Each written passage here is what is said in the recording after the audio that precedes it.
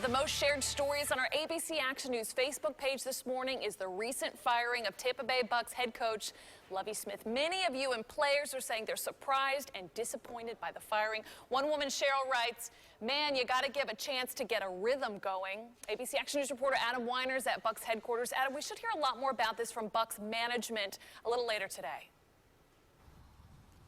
That's right. So far, all we've heard from the Bucs is a statement from Joel Glazer saying that he's, quote, thankful to Lovie for his time, but also saying he was, quote, disappointing, I should say, that the team didn't find more success with him. Now, General Manager Jason Licht is going to oversee the process of finding a new coach, and we're expecting to hear from him in a news conference this afternoon about why the team made this decision and their search for a new coach. But as for the old one, players sounding off overnight. Linebacker Quan Alexander saying on social media he was surprised and even expressing support for Lovie Smith.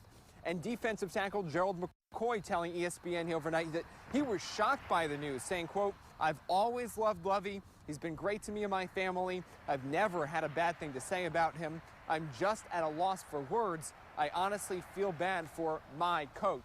Now the question this morning, who is next? The former general manager of the Bucs, Mark Dominic, saying online overnight that he thinks the Bucs' own offensive coordinator, Dirk Cutter, is actually the lead candidate for the job.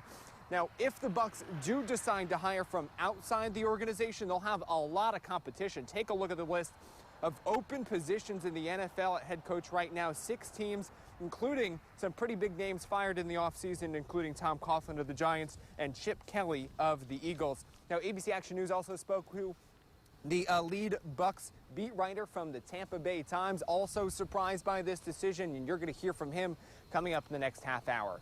For now, live in Tampa, Adam Weiner, ABC Action News.